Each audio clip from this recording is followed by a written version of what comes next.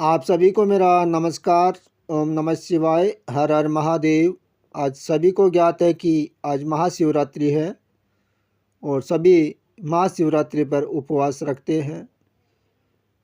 तो आप महाशिवरात्रि के दिन सुबह जल्दी उठकर और स्नान आदि करके शुद्ध हो जाइए और शुद्ध वस्त्र धारण करें और भगवान शंकर जी के दर्शन के लिए मंदिर जाए और भगवान शिव शंकर को गंगा जल मिलाकर जल अर्पित करें और भगवान को चंदन का तिलक करें, जनेऊ चढ़ाए, बेलपत्र चढ़ाए और भगवान भोले शंकर को आक धतूरा चढ़ाए और सफ़ेद और पीले रंग के पुष्प चढ़ाए और भगवान को फल आदि चढ़ाए।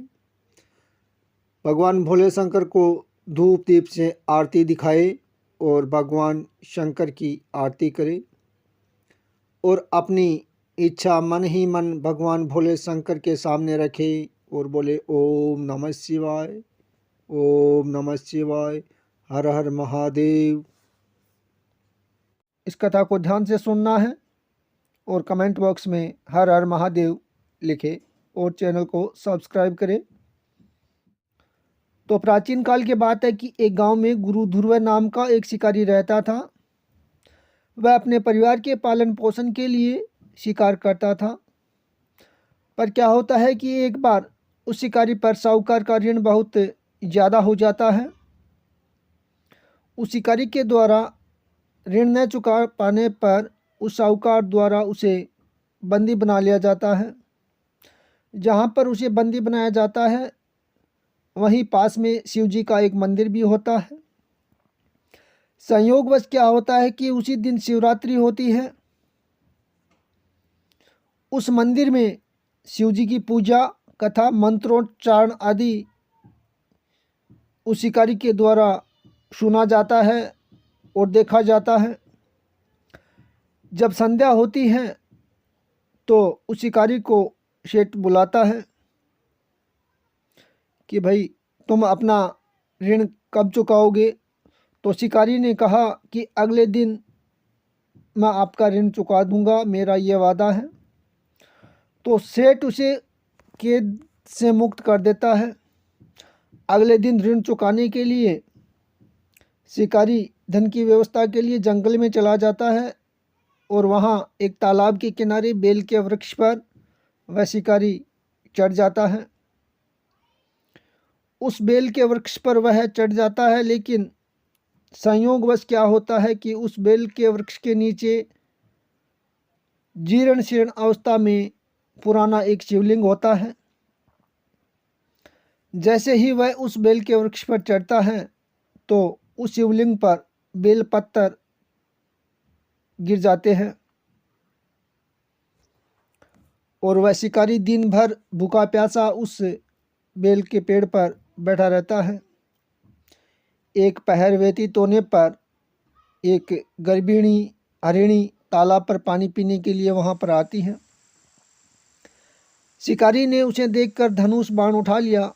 ये देखकर वह हरिणी कातर स्वर में बोली, मैं गर्भवती हूँ, मेरा प्रसव काल समीप ही है। मैं बच्चे को जन्म देकर शीघ्र ही तुम्हारे सामने उपस्थित हो जाऊंगी। तो उस हरिणी की बात को सुनकर शिकारी उसे छोड़ देता है और जाने देता है। कुछ देर बाद क्या होता है कि एक दूसरी हरिणी उधर से निकलती है और शिकारी ने फिर से धनुष पर बाण चढ़ाया और हरिणी ने निवेदन किया कि हे व्याघ्र महोदय, मैं थोड़ी देर पहले ही ऋतु से निवृत्त हुई हूँ, कामातुर विरहिणी हूँ। अपने पति से मिलन करने पर शीघ्र मैं तुम्हारे समक्ष उपस्थित हो जाऊंगी। तो शिकारी उस हरिणी की बात सुनकर उसे भी छोड़ देता है। रात्रि के अंतिम पहर में एक मर्गी अपने बच्चों के साथ वहां से निकल रही थी।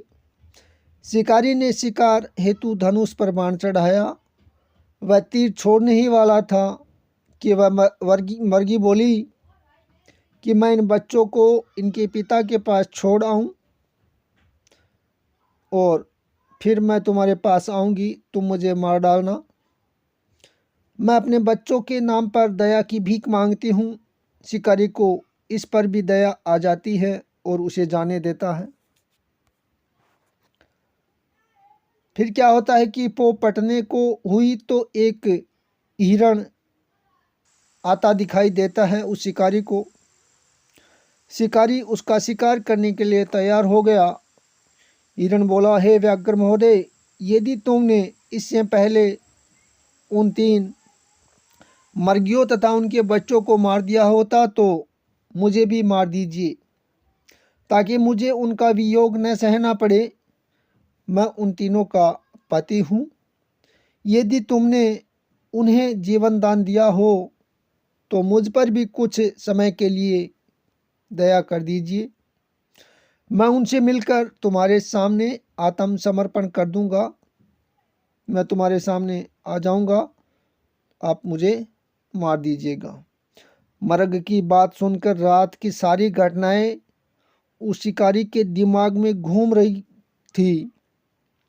उसने मर्ग को सारी बात बता दी।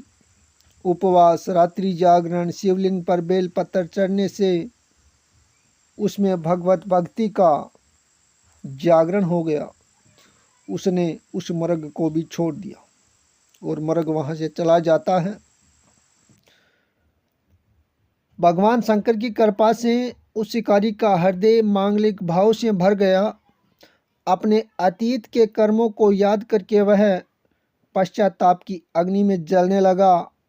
थोड़ी देर बाद हिरण अपने परिवार के साथ उस शिकारी के सामने उपस्थित हो गया। उस शिकारी के नेत्रों से जैसे नदी बह रही हो उस प्रकार आंसू निकल रहे थे। उसने हिरण के परिवार को वचनबद्धता से मुक्त कर दिया। शिव कृपा से शिकारी का हृदय परिवर्तन हुआ और ये देखकर साहूकार ने भी उसे ऋण से मुक्त कर दिया। धन्यवाद दोस्तों। ओम नमः शिवाय। हर हर महादेव। हमने प्राचीन काल की इस शिकारी की ये कथा सुनी तो बोले शंकर की ऐसी कृपा हुई कि वो ऋण मुक्त भी हो गया।